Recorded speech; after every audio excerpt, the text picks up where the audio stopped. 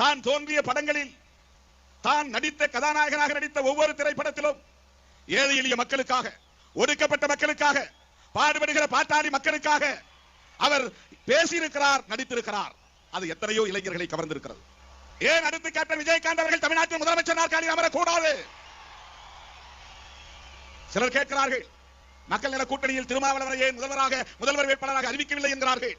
நான் சொல்கிறேன், கேப்டன் விஜயகாந்த் முதல்வரானால் திருமாவளவன் முதல்வரானால்தான் பொருள். கேப்டன் விஜயகாந்த் முதலமைச்சர் நாற்காலியில் அமர்ந்தால் ஒடுக்கப்பட்ட மக்களின் அதிகார பகிர்வை பெற முடியும். ஏனென்றால் எம்ஜிஆர் அவர்களுக்கும் ஜெயலலிதா அவர்களுக்கும் இல்லாத ஒரு தகுதி கேப்டன் விஜயகாந்த் அவர்களுக்கு என்ன இருக்கிறது என்று நீங்கள் கேட்கலாம். ஒன்றை சொல்லுகிறேன், மிக முக்கியமான தகுதி. தமிழ்நாட்டில் கூட்டணி ஆட்சி அமைப்பதற்கு கேப்டன் விஜயகாந்த் அவர்கள் முன்வந்திருக்கிறார். அதிகாரத்தை பகிர்ந்தளிப்பதற்கு மனம் வர வேண்டும்.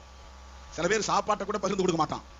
ஆனால் அதைவிட ஒரு படி மேலே போய் நம்முடைய கேப்டன் விஜயகாந்த் அவர்கள் தொகுதிகளை பகிர்ந்தளித்து தமிழ்நாட்டில் ஆட்சி அதிகாரத்தையும் பகிர்ந்து கொள்வோம். இது தமிழ்நாட்டு அரசியல் தலைவர்கள் யாருக்கும் இல்லாத ஒரு சிறப்பு குணம்.